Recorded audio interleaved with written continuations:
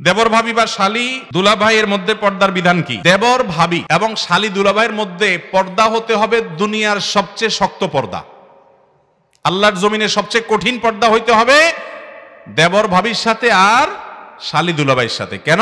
কারণ নবী করিম সাল্লাল্লাহু আলাইহি সাল্লামকে এগুলো সম্পর্কে জিজ্ঞাসা করা হয়েছে, তিনি বলেছেন আল হামু ওয়াল মাউত, পুরুষদের জন্য শ্যালিকা আর মহিলাদের জন্য দেবর, এরা হলো মৃত্যুর মতো, এদের থেকে দূরে থাকতে হবে। কারণ এগুলোর থেকে আস্তে আস্তে ফিতনার দিকে চলে যায়, জেনার দিকে চলে যায়, ব্যভিচারের দিকে চলে যায়, মানুষ টেরও পায় না। আমাদের দেশে তো কোনো মহিলা, অনেক সময় দেখা যায় অনেক মহিলা পর্দা করে, বোরকা পরে, সবই ঠিক আছে, বাহিরে সবার সাথে পর্দা করে চলে, কিন্তু ঘরে আসলে দেবরের সাথে পর্দা নাই, আছে না নাই? বরং দুষ্টমি বাদরামি করে। আর দুলাভাইরা আপদমস্তক ভালো মানুষ সবার সাথে, কিন্তু শালীর সাথেই আর কি ফাজলামতি করে। আমাদের সমাজের মানুষ মনে করে দুলাভাইরা একটু শালীর সাথে আর কি ফাজলামতি করতেই পারে, আর দেবর ভাবিও একটু উল্টাপাল্টা করতে পারে। অনেক গানও বাইরে হয়েছে না, দেবর ভাবির গানও আছে না অনেক এরকম, যে খুনসুটি করবে, হানতান। এগুলো হলো শয়তানের সবচেয়ে বড় অস্ত্র, সবচেয়ে বড় অস্ত্র। অনেক মুরব্বীরা আছে এগুলো দেখেও না দেখার ভান করে, না দেখার ভান করলে আপনি দায়ুস হবেন এবং জাহান্নামে যাবেন, হাদিসের নির্দেশ অনুযায়ী জান্নাতে যেতে পারবেন না, সাবধান হতে হবে। অনেক মহিলাকে বাসায় দেবররা ডিস্টার্ব করে, ইয়ারকি ফাজলামতি, কোনো ইয়ারকি ফাজলাম নেই, এখানে সবচেয়ে শক্ত হতে হবে। বাহিরের একজন মানুষের সাথে পর্দা যেরকম করবেন, দেবরের সাথে আরো বেশি পর্দা করতে হবে, কারণ এখানে ভয় বেশি, এখানে ফিতনা বেশি। এবং দুলাভাই যিনি হবেন পুরুষ, তিনি বাহিরে অন্য মহিলার সাথে পর্দা যতটা করবেন, চোখ যতটা হেফাজত করবেন, আপনার শ্বশুর বাড়িতে শ্যালিকার সাথে তার চেয়ে বেশি পর্দা করতে হবে। ফাইজলামতির নাম দিয়া কত দিকে মানুষ চলে যায়, কত সংসার ভেঙে যায়, কত সর্বনাশ হয়, পরে যায় মানুষ টের পায়। আল্লাহর বিধান মানতে প্রথমে মজা লাগে না, ঠেলা পড়লে ঠিকই বুঝে। আল্লাহ তাআলা আমাদের বুঝার তৌফিক দান করুন। এক ব্যক্তি তার স্ত্রীকে একসাথে 3 তালাক দিয়ে দেন, পরে মসজিদের ইমাম সাহেব ফতোয়া দেন যে রাগের মাথায় তালাক দেওয়ার কারণে তালাক সঠিক হয়নি মর্মে একসাথে সংসার করার হুকুম দেন। ভাইরা আমার, রাগের মাথায় তালাক দিলে তালাক হবে কিনা? আমাদের দেশে অনেক সময় দেখা যায় প্রশাসনের তরফ থেকেও বিভিন্ন বিলবোর্ড লেখা হয় রাগের মাথায় তালাক দিলে তালাক হয় না, আর অনেকে এরকম নিজের মতো ফতোয়া দেন। ভাইরা আমার, তালাক কি মানুষ প্রেম ভালোবাসা মোহাব্বত করতে করতে তালাক দিয়ে দেয়? মানে ভালোবাসা আর আতিশয্যে এত প্রেম স্ত্রীর সাথে হচ্ছে আজকে, যে ভালোবাসার জোয়ার আসছে আর বলছে তোমার তালাক দিয়ে ফেললাম, এরকম হয়? তালাক তো হয়ই রাগের মাথায়। তাহলে তো রাগের মাথায় যদি তালাক না হয়, তাহলে দুনিয়াতে কোনো তালাক আর হবেই না। কি বলেন? এগুলো পাগলামি মার্কা কথা। সারা দুনিয়ার সমস্ত ওলামা একরাম একমত, রাগের মাথায় তালাক দিলে তালাক হবে। ভাই, সারা পৃথিবীর সব আলেম একমত, কোনো দ্বিমত নাই কারোর। সকল চিন্তার তালাক নিয়ে ছেলে খেলা করবেন না। অতএব তালাক রাগের মাথায় দিলেও তালাক হয়ে যাবে। যদি কারোর রাগ এত মারাত্মক হয়, রাগের চোটে ও ডাইরেক্ট হয়ে গেছে, পাগল হয়ে গেছে, কি বলে সে টেরও পায় না। অন্যরা আশেপাশে বলছে তুমি তো রাগ হওয়ার পরে, মাথা গরম হওয়ার পরে এটা বলছিলা, সে বলে তাই নাকি, আমি তো কিছু জানি না। এই টাইপের রাগ যদি হয় যে মাতালের মতো হয়ে গেছে, কিচ্ছু জানে না, তাহলে শরীয়ত তারে মাজুর রাখছে, ঠিক আছে বেচারা কি বলছে নিজেও জানে না, এই জন্য তারটা মাপ। কিন্তু আপনি জানেন, কিন্তু বলছেন ভাই আসলে মাথা গরম হয়ে গেছিল তো এই জন্য বলে ফেলছি। আপনার রাগের মাথায় একটা ধারালো ছুরি দিয়া আমার বুকে দিলেন একটা কোপ, আমি মরে গেলাম।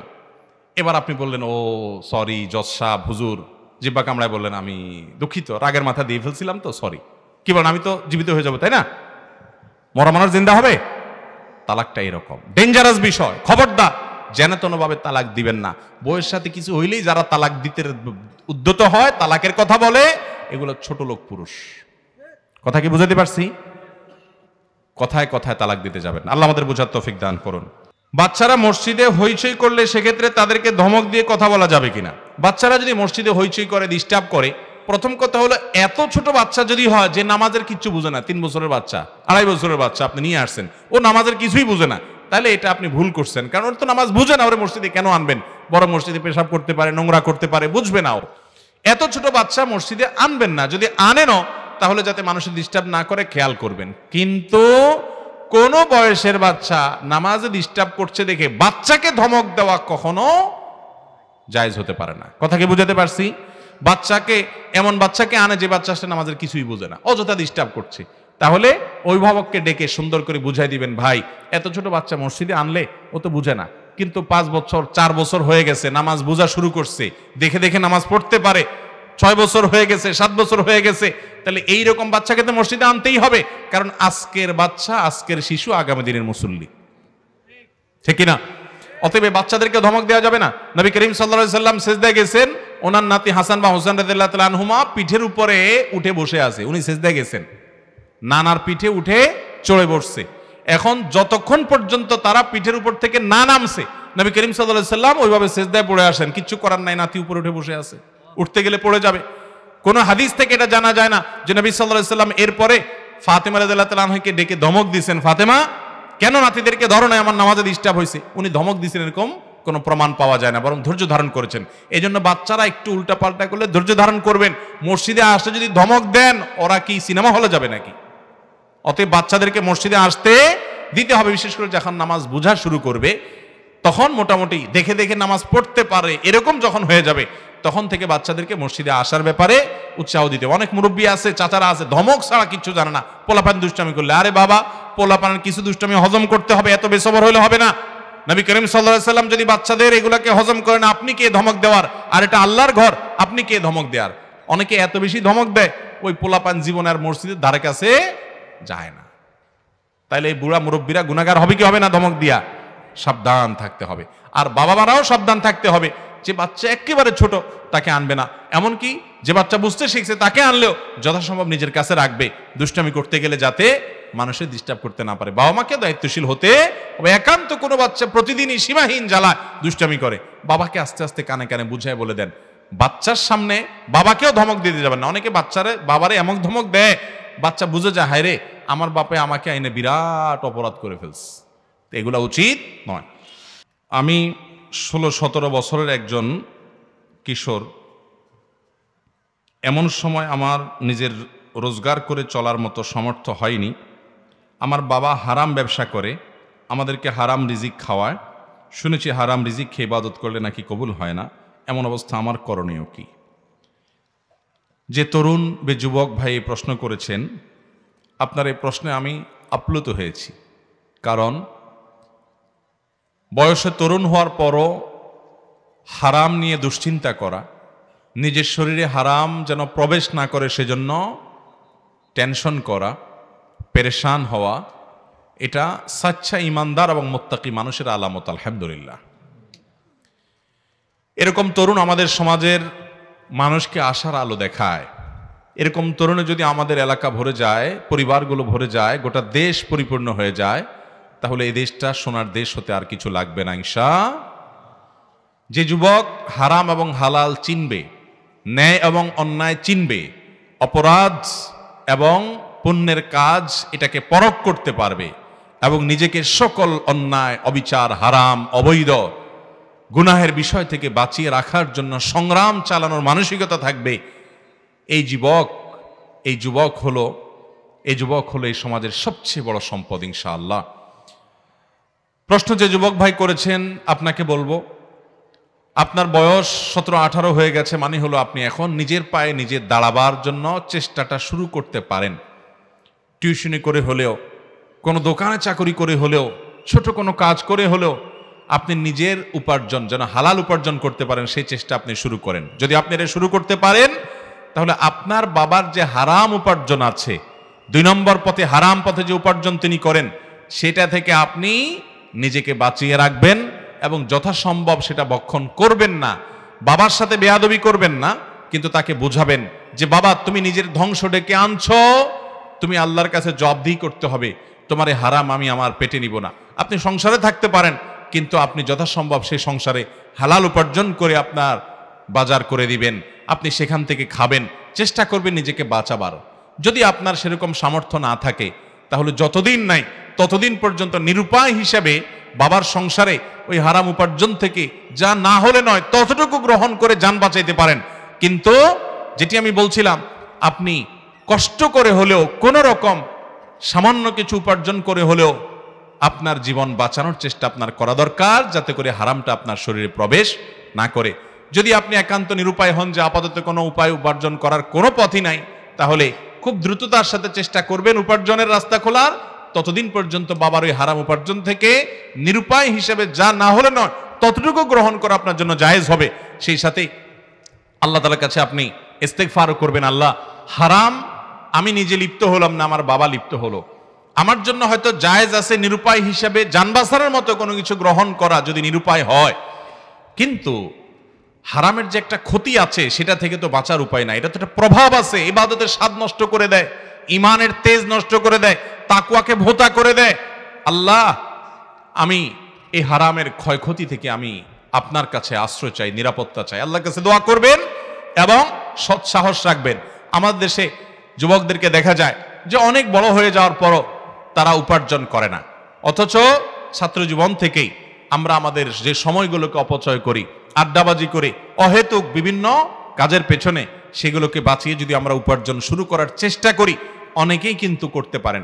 আমি আমার কথা বলতে পারি, আমি যখন মাদ্রাসায় পড়ি এবং আমার বয়স ঠিক আপনি যে লিখেছেন 16-17 বছর, এরকম বয়স আমার মনে আছে।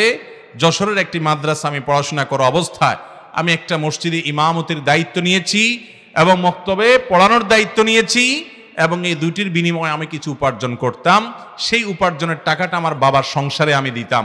আমার বাবার অনেক ব্যবসা বাণিজ্য ছিল, কিন্তু হঠাৎ একটা দুর্ঘটনায় সকল ব্যবসা বাণিজ্য সব শেষ হয়ে নিঃস্ব হয়ে গেছেন। আমি নিজে উপার্জন করে সংসারে বাবাকে সহযোগিতা করেছি। আমার মনে আছে 4 বছর ছাত্র জীবনে আমি উপার্জন করেছি। প্রতি মাসে প্রায় 600 টাকা বেতন পেতাম তখন। এই 600 টাকা বেতন থেকে 1 টাকা কোনোদিন আমি নিজে কাটি রাখি নাই, বরং পুরো টাকাটা বাবাকে দিয়েছি বাবার সংসারে কাজে লাগাবার জন্য, নিজে চলার জন্য। আলহামদুলিল্লাহ, বাবা কখনো দিয়েছেন সেটা দিয়ে চলেছি, দরকার হয়েছে চেয়ে নিয়েছি, কিন্তু আল্লাহর ফজলে কখনো ওই টাকা থেকে ফুর্তি ফার্তা করার জন্য যেগুলো করা, কাটাকাটি টাকা রাখা, সেখান থেকে টাকা কেটে রাখা বা নিজে খরচ করে ফেলা, সেটা আমি করি নাই। তো আমি যদি আজ থেকে আরো বহু বছর আগে মাদ্রাসার ছাত্র হয়ে আমি যদি আমার উপার্জন করে 4 বছর বাবার সংসার চালাইতে বাবাকে সহযোগিতা করতে পারি, আপনারা যুবকরা চেষ্টা করলে পারবেন না ইনশাআল্লাহ? আমাদের যুবকরা আজকাল আমাদের সময়গুলোকে ধ্বংস করে। ইউরোপিয়ান আমেরিকানদের মধ্যে অনেক খারাপ বিষয় থাকলেও তাদের অনেক ভালো বিষয় আছে যেগুলো আমাদের জন্য দৃষ্টান্ত হতে পারে, যেগুলো মূলত ইসলাম আমাদেরকে বলেছে, সেগুলো তারা আমল করে, ইসলামের এই নির্দেশনাগুলো। তার মধ্যে থেকে একটা হলো যে প্রাপ্তবয়স্ক হয়ে গেছে, বালেগ হয়ে গেছে, এই বাচ্চাগুলো, এই ছেলে মেয়েগুলো প্রাপ্তবয়স্ক হওয়ার পর দেখা যায় তারা নিজেরা নিজেদের কাজ করে। অনেক বড় বড় ঘরের ছেলে মেয়েরাও কাজ করে। আজকাল আমাদের তো বাপ মার টাকা পয়সা হলে পোলাপানের ভাবসাব এমন হয় যে কাজ করা তো পরের কথা, কাজের লোক দিয়ে অর্ডার করা ছাড়া কলাটাও ছিলে খেতে রাজি না। ঠিক না বে ঠিক? এটা কি কোনো ভালো জিনিস? অনেক যুবক আছে, বাবার টাকা পয়সা আছে, পরিবারটা যথেষ্ট সমৃদ্ধ পয়সাওয়ালা পরিবার, এই জন্য সে মনে করে যে আমার সব ড্রাইভার সাহেব দরজাটা খুলে দিবে। আমার খুব লজ্জা হয় আমাদের দেশের এই কালচারটা দেখে, যে অনেক গাড়িতে দেখা যায়, আমিও যখন আসি অনেক সময় ড্রাইভার সাহেবরা খুলে দাঁড়ায় থাকে, বিশেষ করে আমার গাড়িতে এটা করে না, কিন্তু অন্য আরেকজনের গাড়িতে থাকলে এটা করে। আমার কাছে জিনিসটা খুবই দৃষ্টিকটু লাগে। সেটা হলো যে একজন মানুষ পেছনে বসে আছে, এই ভদ্রলোক কোন রকম সুইচটা হাত দিয়ে টিপ দিয়ে বের হয়ে যেতে পারেন, এটা ছোট বাচ্চাও করতে পারে, এটা করতে কোনো শারীরিক পরিশ্রম, ঘাম ঝরে না। কিন্তু না, ড্রাইভার সাহেব গাড়ি থেকে নেমে এসে তার দরজাটা খুলে ধরে থাকতে হবে, তারপর ভদ্রলোক নামবেন। এর চেয়ে হাস্যকর আর কি আছে বলেন? ড্রাইভার সাহেব বেচারা গাড়ি রেখে যদি নেমে আসে, তাহলে সেক্ষেত্রে এই লোকটা নামতে ডাবল সময় গেল, কারণ ড্রাইভার সাহেব নেমে এসে তাকে নামাবে, আবার যা তার সিটে বসবে, অনেক সময় রাস্তায় জ্যামের সৃষ্টি হতে পারে এর কারণে। এর পাশাপাশি দুর্ঘটনার শিকার হতে পারে গাড়ি। সবচেয়ে বড় কথা হলো যে একটা সুস্থ সবল মানুষ, এ তো পঙ্গু না, তার তো হাত পা ভেঙে যায় নাই, দরজাটা খুলে নামবে, এটা দিকে তার জাত চলে যাবে? মুসলমান এত অলস, এত অথর্ব, এমন এত বাজে কালচারের অধিকারী হতে পারে না। কোথা থেকে কোন কালচারে আমাদের দেশে কিভাবে আসছে এটা আমি জানি না, কিন্তু এটা খুবই বাজে একটা কালচার। আমি সেখান থেকে বলছি যে অনেক তরুণ আছে যে ইয়াং মানুষ বসে থাকে গাড়িতে, যে ড্রাইভার সাহেব সে দরজা খুলে দিবে, হয়তো ড্রাইভার তার বাপের বয়সীও, তো সে চায় যে সব আমাকে করে দিবে, আমি শুধু বসে শুধু খাবো।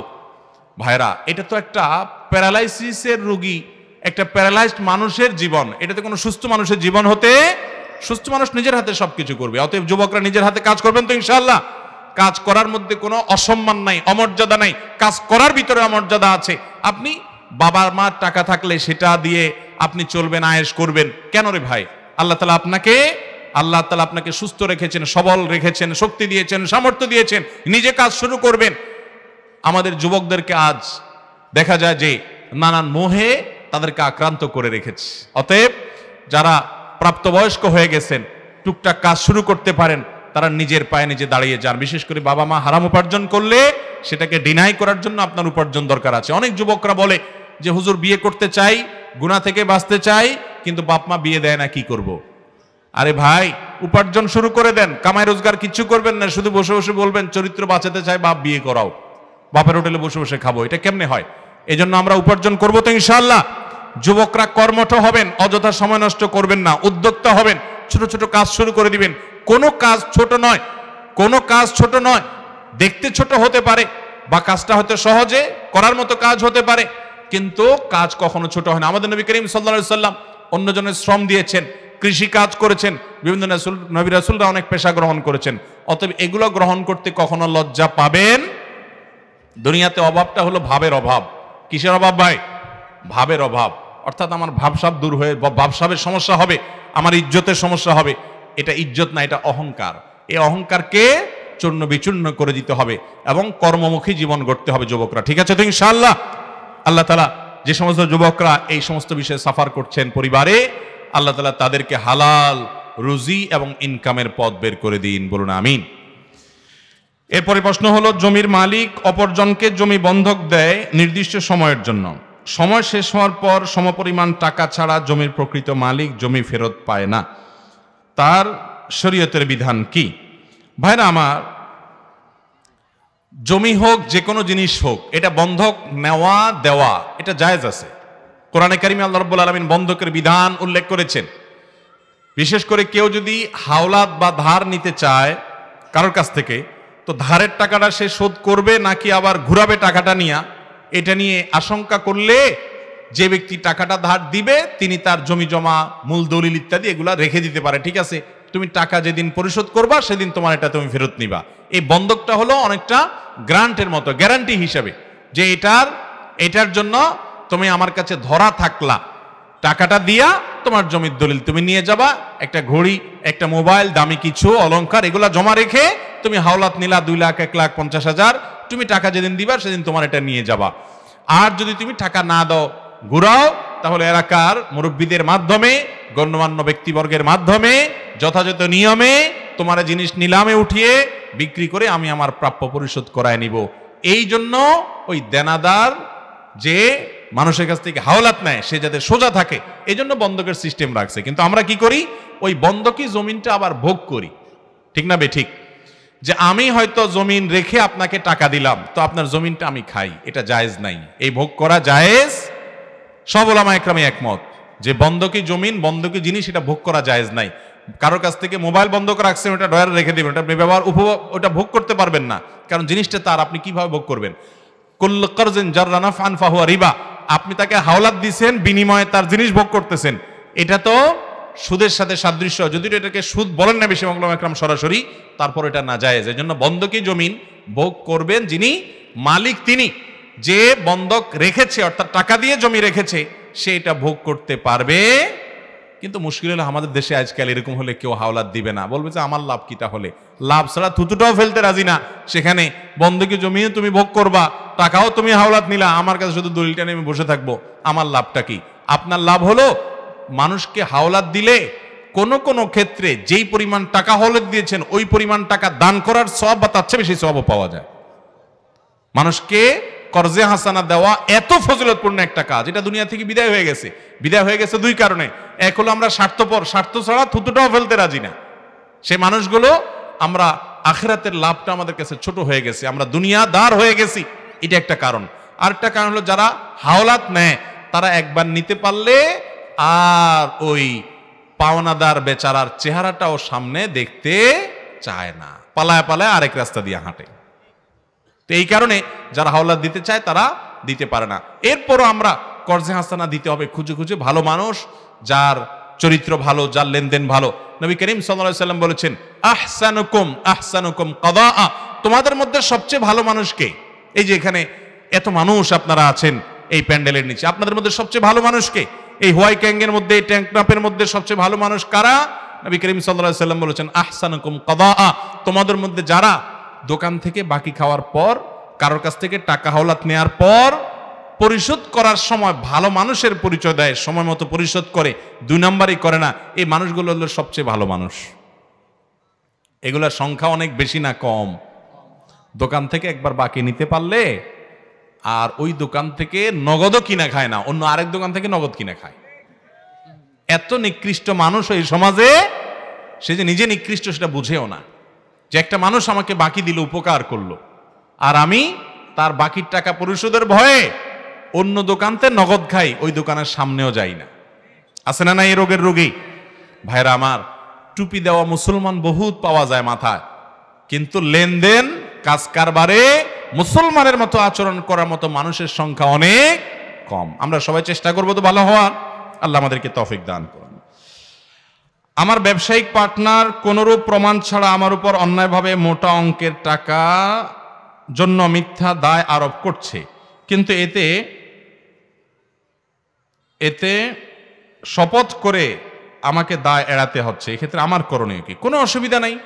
আপনি যদি সত্যের উপরে প্রতিষ্ঠিত থাকেন, সে আপনার উপরে মিথ্যা কথা আরোপ করছে, সত্য কথা যেহেতু আপনি বলছেন, যে সে কথার কথা আপনাকে বলল তোমার কাছ থেকে আমার এত টাকা পাওনা আছে, আসলে আপনার কাছে পাওনা নাই, মিথ্যা কথা বলছে, আপনি যদি জানেন, তাহলে আপনি শপথ করতে কোনো অসুবিধা নাই, কারণ সত্য কথার সপক্ষে শপথ করতে সমস্যা নাই। অনেকে আমরা শপথে অনেক বেশি ভয় পাই, এত ভয় পাওয়ার জিনিস না যদি আপনি সত্যের উপরে থাকেন। হ্যাঁ, মিথ্যার ব্যাপারে যদি শপথ করেন তাহলে এটা ডেঞ্জারাস অপরাধ, কারণ আপনি একে তো মিথ্যা বলছেন, আবার আল্লাহর কসম করে আল্লাহকে সে মিথ্যা কথার সাক্ষী বানাচ্ছেন। এটা খুবই জঘন্য অপরাধ, ডাবল অপরাধ, যে আল্লাহকে আপনি আপনার মিথ্যার জন্য ব্যবহার করছেন, অন্যায় করছেন আল্লাহর সাথে, আল্লাহর শানে বেয়াদবি করছেন, আবার মিথ্যা কথা বলছেন। অতএব মিথ্যা সাক্ষ্য দাও, মিথ্যা শপথ করা এটা ডেঞ্জারাস অপরাধ, কিন্তু সত্য শপথ করতে দোষ নাই। তবে শপথ হবে সঠিক পদ্ধতিতে, কোরআন ছুঁয়ে শপথ নয়, শপথ হলো আল্লাহর নামে হবে। নবী করিম সাল্লাল্লাহু আলাইহি সাল্লাম বলেছেন, মান আরাদা আন ইয়াহলিফা ফালইয়াহলিফ বিল্লাহি আও লিয়াসমুত। কেউ যদি শপথ করতে চায় সে আল্লাহর নামে শপথ করবে, আর না হলে চুপ থাকবে। অন্য কোনো ভাবে শপথ হবে অমুকের কিরা তমুকের কিরা, মাথা ছুঁয়ে এটা ছুঁয়ে সেটা ছুঁয়ে না, সে মুখে বলবে আমি আল্লাহর শপথ করে বলছি যে আমি এই বিষয়ে এই আমার বক্তব্য, বাস সেইভাবে শপথ করবে, এবং এই শপথে কোনো গুনাহ হবে না, বিশেষ করে যখন তার পার্টনার তার উপরে জুলুম করছে। মৃত ব্যক্তির ইসালে সওয়াবের উদ্দেশ্যে খতমে কোরআন শেষে হাদিয়া নেওয়ার বিধান কি? ভাইরা, মৃত ব্যক্তির মাগফিরাতের জন্য দোয়া করে বা তার জন্য ইসালে সওয়াবের উদ্দেশ্যে কোরআন তেলাওয়াত করে বা কোনো একটা নেক আমল করে এটার বিনিময় গ্রহণ করাও জায়েজ নাই, বিনিময় দেওয়াও জায়েজ নাই, দুইটাই হারাম। কথা কি বুঝাতে পারছি? মুশকিল হলো যে আমরা অনেকে আছি, আমার মা বাবার জন্য হুজুর দিয়া দোয়া করাই, এখন টাকা ছাড়া তো হুজুর দোয়াও করবে না, এই জন্য আমরা হুজুরের টাকা দেই। হুজুর টাকা নিয়েও হারাম খাইলো, আপনি দিয়েও হারাম করলেন। কথা কি বুঝাতে পারছি? এটা গুনাহের কথা, কারণ আখেরাতের কোনো কাজ, সরাসরি আখেরাতের কাজ, তেলাওয়াত, ইবাদত, এগুলোর কোনো পারিশ্রমিক কারোর কাছ থেকে নেওয়া জায়েজ নাই। হ্যাঁ, দুনিয়ার বিষয়ে দোয়া করাইছেন আপনি, একটা দোকানের ব্যবসা যেন ভালো হয়, একটা দুনিয়াবি বিষয় মানুষ যেন সুস্থ হয়, সেজন্য দোয়া করাইছেন, তিনি দোয়া করেছেন, তার জন্য আপনি পারিশ্রমিক দিয়েছেন, এটাকে ওলামা ইকরাম অনেকে জায়েজ বলেছেন। বাট মুর্দা কেন্দ্রিক কোনো বিষয়ে মুর্দার জন্য দোয়া করাইছেন বা আপনারা যদি কিছু করছেন, এগুলো জায়েজ না। ভাই, আসলে দোয়া করানোই ইসলামে না। ইসলাম হলো মুর্দার জন্য নিজে দোয়া করবেন অথবা কারোর কাছ থেকে দোয়া চাইবেন। করানো বলতে কিছু নাই, দোয়ার তিনটা ভার্সন আছে, একটা করা, একটা চাওয়া, আর একটা করানো। করা হলো নিজে নিজে দোয়া করা, আর চাওয়া হলো ভাই আমার বাবার জন্য দোয়া করিয়েন, হুজুর আমার মার জন্য দোয়া করিয়েন, এটা হলো চাওয়া। আর করানো হলো টাকা দিয়া, পয়সা দিয়া, আগরবাতি আনায়া, জিলাপি আনায়, আজকাল তো জিলাপি নাই, আজকাল আরো ভালো কিছু দেয়, নিমকি টিমকি মিষ্টি মুষ্টি মিলায়া প্যাকেট ধরে দিলেন, হুজুরের একটা বাজেট দিলেন, এবং সাথে আগরবাতি ইত্যাদি, গোলাপ জল ইত্যাদি আনলেন, অর্থাৎ কিছু পয়সা খরচ করা লাগে, যেটাকে বলে দোয়া করানো। এটাকে বলে কি? দোয়া। এই করানো ইসলামে নাই। দোয়া চাওয়াও আছে, দোয়া করাটাও, নিজে দোয়া করেন বা কারোর কাছে দোয়া চান, দোয়া করাইতে যাবেন না মুর্দার জন্য, বিশেষ করে এটা জায়েজ নাই। কোন আলেম যদি মিথ্যা কথা বলে এবং সরাসরি নানান ধরনের দুর্নীতির সাথে জড়িত থাকে, তবে ইমামের পিছনে নামাজ আদায় করা যাবে কি না? ইমাম যদি এরকম কোন অপরাধের সাথে প্রকাশ্যে জড়িত হয়, ফাসিক মুআলিন হয়, সে যে অপরাধ করে এটা সবাই জানে, একদম খুল্লম খোলা। যেমন আপনাদের এই টেকনাফের দিকে আমি জানি অনেক ইমাম সাহেব নাকি মাদকের কারবারে জড়িত আছে না? ইল্লা তাকিলে এবার পিছনে নামাজ নইব, নামাজ নইব মানে হলো এরকম ইমামকে নিয়োগ দিলে কমিটির লোকজন গুনাহগার হবে। যদি কেউ নামাজ পড়ে তার নামাজ হয়ে যাবে, নামাজ হবে না মানে হলো তাকে ইমাম হিসাবে নিযুক্ত করা ঠিক না। কিন্তু এরকম লোকের পিছনেও যদি আপনি জামাতে নামাজ পড়েন, আপনার নামাজ ঠিকই হয়ে যাবে, সে পাপিষ্ঠ দেখে আপনার নামাজ হবে না, ব্যাপারটা এরকম না। কিন্তু ইচ্ছাকৃত জেনে শুনে এরকম ইমামকে ইমাম হিসাবে নিযুক্ত করা জায়েজ না, গুনাহের কথা। এই ইমামকে তওবা করলে তো ভিন্ন কথা, আর না হলে তাকে বদলায়া তার জায়গায় একজন মুত্তাকি পরেজগার ইমাম নিয়োগ দিতে হবে, এটা কমিটির কর্তব্য। এখন কমিটি নিজেও যদি এই দলের হয় তাহলে কি হবে? আল্লাহ তাআলা আমাদের বোঝার তৌফিক দান করুন। এই জন্য আমি বললাম আপনাদের টেকনাফের দুর্নাম আপনাদেরকে দূর করতে হবে, দূর করতে হবে তো ইনশাল্লাহ। এটা মাদক কারবারিদের জায়গা নয়, এটা মাজলুম রোহিঙ্গাদের জায়গা দেওয়ার জায়গা। এলাকার মানুষের গর্ব করার মতো অনেক বিষয় আছে, অতএব দু চারটা খারাপ মানুষের জন্য দুর্নাম হতে দেওয়া যাবে না। অনেকে থেকে নামাজের ভিতরে এদিক ওদিক তাকান, এমন করলে নামাজ হবে কিনা? ভাইরা, নামাজের ভিতরে যদি কেউ ডানে বামে তাকায়, এদিক সেদিক তাকায়, তাহলে সেটা মাকরুহ এবং নামাজটা ত্রুটিযুক্ত হয়, নামাজটার মান কমে যায়। ওই যে লবণ ছাড়া তরকারি, মরিচ ছাড়া তরকারি, এই টাইপের মতো নামাজ হলো, কিন্তু নামাজটা সুন্দরভাবে হলো না, খুব মানসম্মত নামাজ হলো না। এই জন্য ভাইরা আমার, নামাজের মধ্যে আমাদের মনোযোগ থাকতে হবে নামাজের দিকে, এবং দৃষ্টি থাকতে হবে সেজদার এরিয়ার ভিতরে। তার আশেপাশে কিছু জায়গা আপনার চোখে আসতে পারে, কিন্তু ইচ্ছাকৃত ডানে বামে সামনে গইটার দিকে তাকাইলেন, তামাশা, কেউ আওয়াজ করলো হঠাৎ করে ডানে তাকাইলেন। অনেকে মাথা ঘুরায় না, আস্তে করে চোখটা ঘুরে দেখে নেয়, আছে না নাই? তো এটা তো চুরি করে তাকানো। নামাজের মধ্যে দাঁড়ায় চুরি করলে হবে? এই জন্য বাহিরে আশেপাশে যাই হোক, সেদিকে যেন মনোযোগ না যায়, সে খেয়াল করবেন, ওদিকে তাকাতাকি করবেন না। কোনো কারণে হঠাৎ তাকায় ফেলছেন, আবার সাথে সাথে ফিরে আসছেন, নিজেকে বুঝতে পারছেন ভুল, ইনশাআল্লাহ আপনার নামাজ হয়ে যাবে, কিন্তু নামাজটা ত্রুটিপূর্ণ হবে এরকম করলে। এই জন্য তাকাতাই করবেন। অনেকে দেখবেন যে ধুমসে চাতুর্দিকে তাকা, আর যদি এত বেশি তাকা যে সে নামাজে আসে না নামাজের বাইরে আছে, বোঝার উপায় নাই। অনেকে এরকম হাত বেঁধে দেখা যাচ্ছে এদিকে ওদিকে ফুল এমন ভাবে তাকায়, লোকটা নামাজে আছে কিনা এটা নিয়ে সন্দেহ হয়। তাহলে তো আমলে কাসির হতে পারে, আমলে কাসির নামাজই হবে না। আর হালকা করে যদি চুরি করে তাকাতাকি করেন, তাহলে নামাজ হয়ে যাবে, কিন্তু তরকারি লবণ ছাড়া তরকারির মতো আর কি, ওই নামাজটা এত মানসম্মত হবে না। অতএব যেদিক সেদিক তাকিয়ে নামাজ পড়া যাবে না, মনোযোগ একদিকে থাকতে হবে। কারণ আহকামুল হাকিমিনের সামনে আপনি দাঁড়িয়েছেন, এদিক সেদিক তাকাতাকি করবেন না। দুনিয়ার এমপি মন্ত্রীর সামনে, আপনি প্রধানমন্ত্রীর সামনে, প্রেসিডেন্টের সামনে গেলে, গুরুত্বপূর্ণ ব্যক্তির সামনে গেলে আপনি ডানে বামে অহেতুক তাকাতাকি করবেন না। আপনি শ্রদ্ধার কারণে তার দিকে মনোযোগ দিবেন এবং নির্দিষ্ট জায়গায় তাকানোর চেষ্টা করবেন। সেখানে আপনি আল্লাহর সামনে দাঁড়িয়ে এদিক সেদিক অবহেলা করে তাকাচ্ছেন, এটা হলো নামাজের ভিতরে গাফলতি।